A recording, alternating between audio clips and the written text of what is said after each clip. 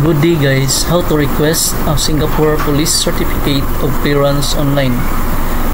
By the way guys, para lang to sa mga no choice na at ayaw nang babalik sa Singapore para lang kukuha sa clearance na to. Kung nandyan na rin kayo sa Singapore tapos andyan pa yung kung IC nyo, kompleto pa yung requirements nyo, mas maigin dyan na kayo kukuha. Dahil i-feedback ko na kayo na dito medyo may katagalan. Maghintay ka ng 2 to 3 months before mo ma-receive kunhan guys.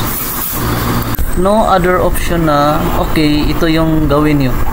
Yun tayo sa Singapore Police website guys. Ilagay ko lang to sa description at sa comments section guys para copy paste na lang kayo. Tapos makalagin guys, hanapin nyo yung police records and warrants.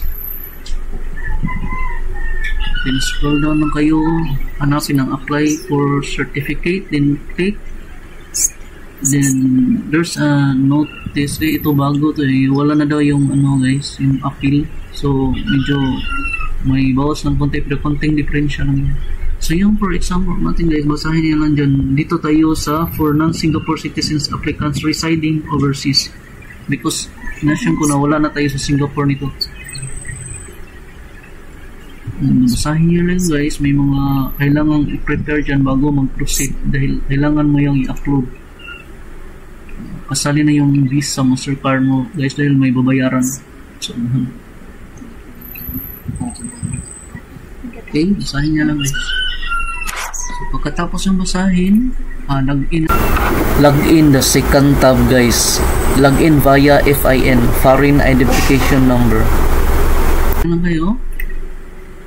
I-login yung IC number, passport number at nationality guys.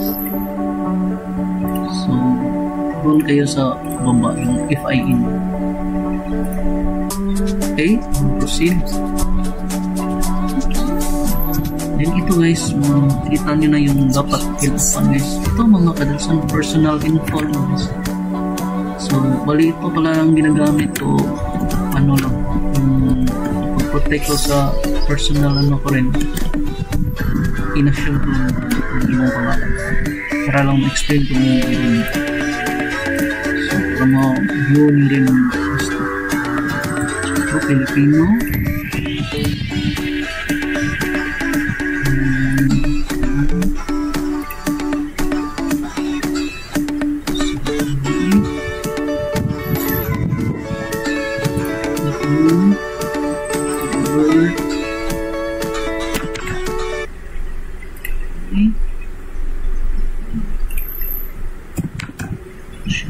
suppose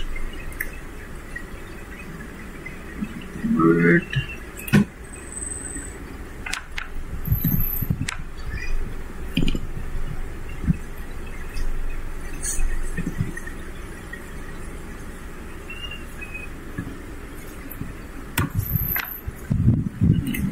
status.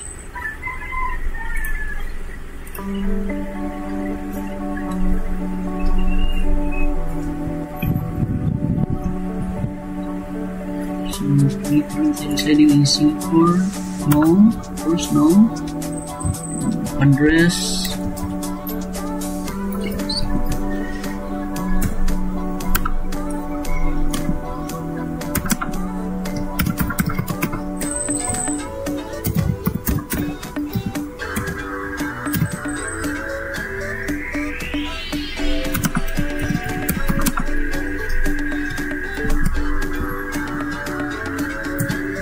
tandahan lang tayo guys para masundan niya talaga. Kung gusto bala ko sanang piano yung speed i-adjust pero hindi maayos ng pagkaintindi lalo na sa nung uno pa lang nakasubok nito, so mas maigi na tandahan. Sundan niya lang guys.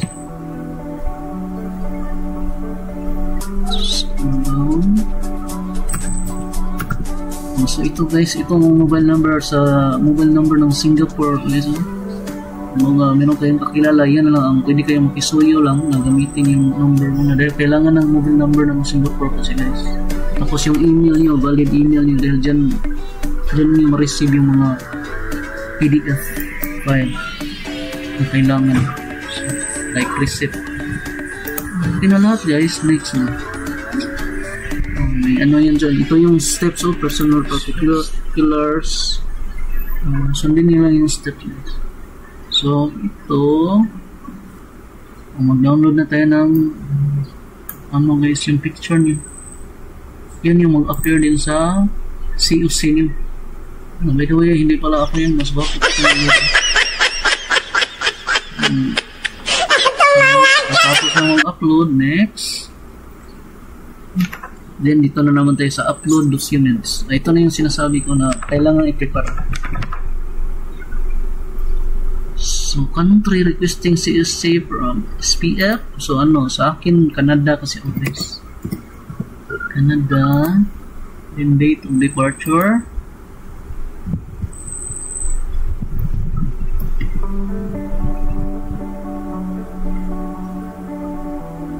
Sabi mo naman, dyan. Yung purpose of which COC is required.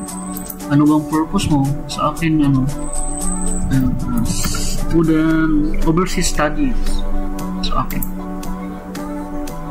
So, level of study, mali masteral yung ano sa akin guys.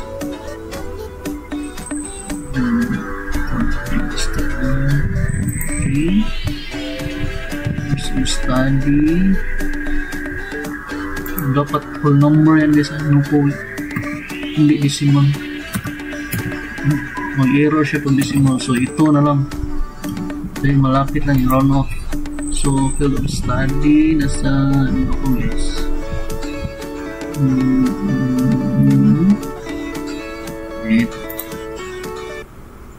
And, duration of course.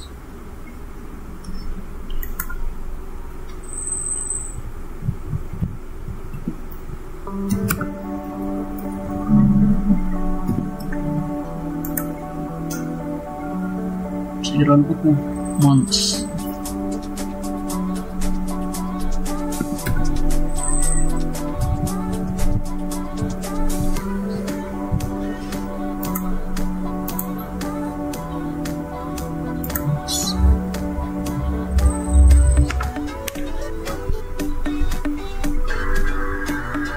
Next na naman guys.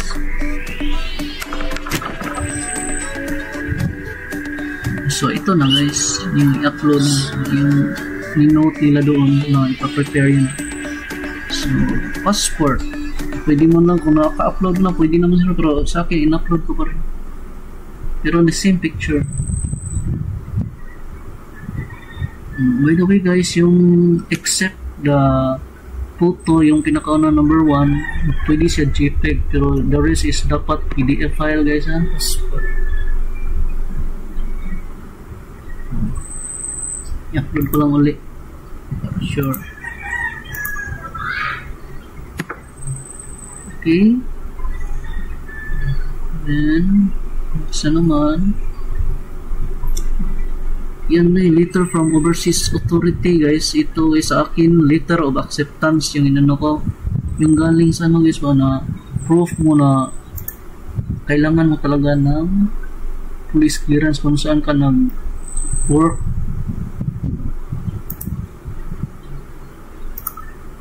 Within 6 months sa pag-apply mo ng study. So, ito lang mga basic requirements guys. Yun lang ang medyo ano yung number 2. Letter of acceptance yan, LOA. So, na-accept naman nila. Kung meron kayong pangdagdag guys, dito sa other documents, yung pang gusto yung matibay talaga yung ano. Pero sa akin, hindi ko na nilagyan. Okay naman siya. So, next natin guys. Okay. So, i-review. Baka may nagkamali. Once na okay na lahat, i-review mo lang. Baka may nalimutan kang ano dyan, kamali. Lalo na yung mga email mo, ganyan. Yung mga na-upload mo. So, sa akin, ito collection mode guys. Sa akin, mail ganyan. Post mail. self, hindi ko nasubukan. But sa example natin, mayroon. So, handa ka pala kaya ng $60 guys. Kailangan may laman yung ano yung may available yung ano yung credit or debit card yung 60 USD SGD 60 SGD. So next na guys. So i-click mo pala yung ano guys. Basahin mo yan. Tapos i-click mo yung confirmation. I have read and agreed to the relevant terms and conditions. Basahin mo ng lahat. Wala naman ano dyan. Pag-release mo nga rin mo. Okay, next. So this time guys, ito na yung payment. Processing ng payment. So, debit card, credit or debit card. Ano yung ano mo dyan? Available mo dyan. Okay? Okay? And then, okay. So, process payment. Process payment. Blurred lang guys. Pero medyo delikado yan.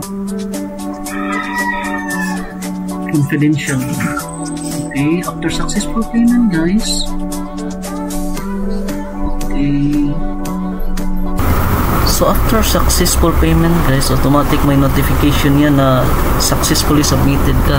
Tapos sa email mo rin makatanggap ka ng 3 sunod-sunod na email guys. Yung unang dalawa, me too, confirmation yan. Yung me 3, kinabukasan yan. Yun yung nakatas na yung receipt mo. So yan ang parang pinaka-importante guys. So yung estimate pala nito, mga 5 working days ang maximum bago matanggap yan. Pero sa akin, 1 day lang guys, natanggap ko na yung 3. So pagbuksan mo tong email na may naka-attach na receipt guys, ito na lahat yung instruction nila, yung regarding sa in-advise ka na pag hanap ng nearest police station, authorized police station na mag-cater ng fingerprinting. So andyan na rin yung address na kung saan ipadala mo pabalik sa Singapore, yung COC office address. At saka of course yung receipt. Yung receipt dadalhin mo pala yan during sa fingerprint mo dahil yan yung proof sa police station. Tingnan nila na bakit, anong purpose na magpa-fingerprint ka. So pagkatapos mo pala ng fingerprinting guys, so ihanda mo na to. Ito yung receipt at ito naman yung fingerprint. Free of charge pala to guys, wala ka nang bayaran, pero i-confirm mo lang rin sa police station nyo dahil sa amin confirm na wala kang binabayaran. So after ma-produce mo na yung fingerprint guys, both the receipt and the fingerprint, ipadala mo yan guys sa COC office Singapore address. Isulat ko na lang rin sa description at comment guys para mas madaling makita. So after approximately 2 weeks guys, makareceive ka na ng email confirmation galing sa SPF COC regarding your approval. So ito yung email na ma-receive mo. So subukan natin buksan. Yung nilaman ito nagsasabi na ang estimate nila kung kailan darating sa iyo. At saka nag-inform sila na ipapadala na sa iyo. Next is after approximately 2 months, you will receive the COC letter guys at your doorsteps. Ito na yon sa akin. Pinadala ko May 8, na-receive ko July 5, 2024. Baka mayroong akong hinasabi guys, sa comment section na lang kayo magtatanong and I'm willing to answer it. Thank you guys, bye bye.